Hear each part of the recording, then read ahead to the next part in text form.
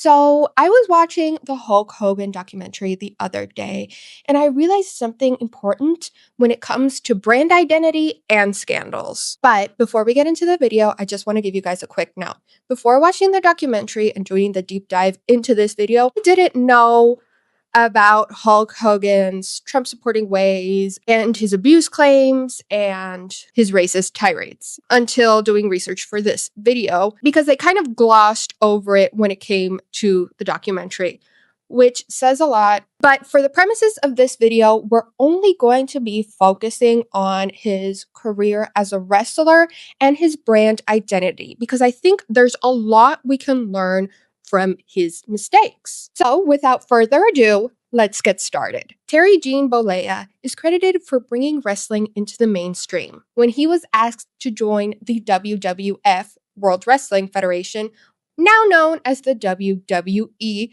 by Vince McMahon Sr. Since he had already grown quite a name for himself, he noted that with a new boss, there had to be a name change, as it is really common for wrestlers. Vince McMahon Sr. actually liked the Hulk part of his existing name, so they decided to keep it, only changing his last name to Hogan. Terry noted that he didn't even know what Hogan meant because it was actually an Irish last name, since the McMahons were Irish, but Hogan was of Italian descent.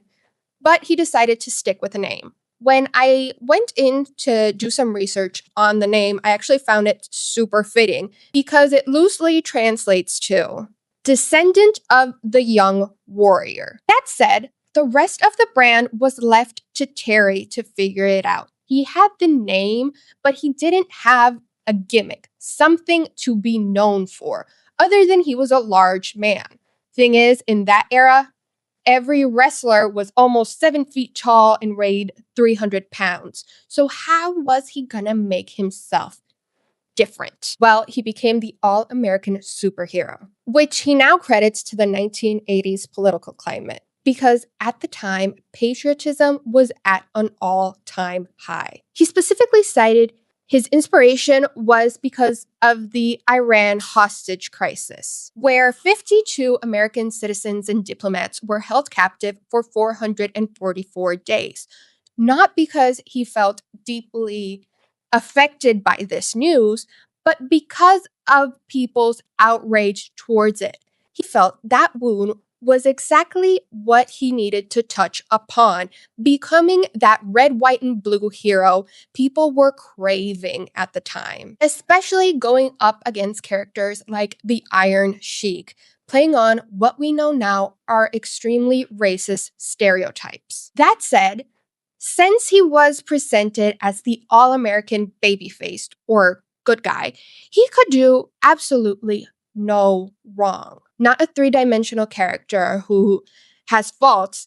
He was just good. He dominated the 1980s, especially 1984 with the Hulkamaniac craze, until the 1990s WWF steroid scandal. You see, steroids before the 1990s were free reign. They weren't regulated like they are today, and they were pretty much legal. But when the 1990 Anabolic Steroid Act came into place, it changed everything for the company. You see, in 1994, WWF got caught red-handed when all of their stars were caught using steroids.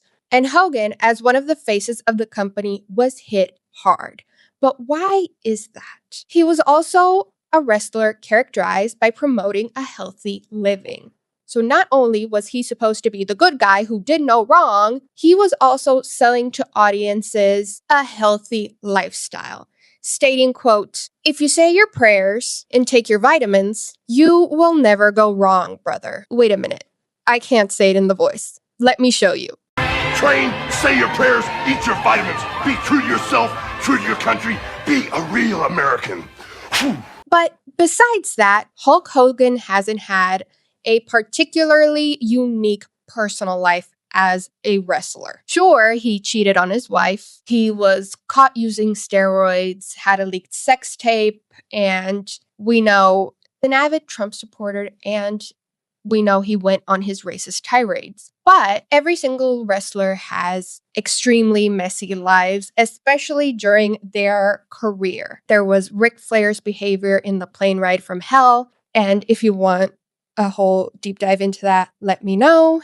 It is intense. There was HBK's behavior before he got fired, which was extremely dangerous and aggressive during work hours, even cheating during a match patroned by Vince McMahon, and even Vince McMahon's wife, who was actually hired by Donald Trump to become the Secretary of Education when she has no education background. And yet people still support these characters and the company itself. And again, I don't want you to confuse my intent. I'm not excusing his actions. I'm just wondering why some of these actions have been forgiven while others have not. And yes, all of these characters have had redemption arcs, but Hulk Hogan did not. So, why is that? In the 80s and 90s, when you created a wrestling character, it was the same as your personal brand. The character was who you are. Nobody met Terry Bollea. They met Hulk Hogan. And Hulk Hogan stated in the documentary, I wasn't my character. I didn't care. I just cared about the money. It wasn't common knowledge like it is today that wrestling characters are not real people. They're fake. They're portrayals. Terry Bollea saw it as such. So that's why you would get a lot of wrestlers saying, the character is just me toned up a notch. But not in Hulk Hogan's case. You see, Hogan created a whole persona, a whole character that was alien to himself, that didn't strive for the same beliefs and the same value systems that he had. So, when he was caught not practicing what he preached, the loss of his audience's trust was inevitable and catastrophic. And this is true for any brand, but especially in cases like this, when you are perceived to be putting profits in front of your own value system, especially today in 2026. That's why it's so important that your personal brand or your business's brand match your core beliefs. And eventually, you'll be making decisions that align with your true values or your true feelings. And audiences who have been sold a different version of you will be reluctant to ever trust you again. Another important lesson we can take from Hulk Hogan is knowing when to pivot your brand. You see, after a certain point in the early 2000s, late 90s, the jig was up for Hogan. He didn't feel fresh and new anymore, and his matches were becoming monotonous. So he was actually fired from the WWF. So he then pursued an acting career that left him unfulfilled and then returned to wrestling, but this time with the competitors, joining WCW with the deal of a lifetime, since he came with the same Hulk Hogan act as always, and people were just not there for it anymore. Until he saw the tag team of Scott Hall and Kevin Nash, known as the Outsiders. And he once again took inspiration from what he felt people were cheering for and were angered about. People in the 90s wanted bad attitudes and mischiefs. They were tired of the same old good guys. So Hogan did what any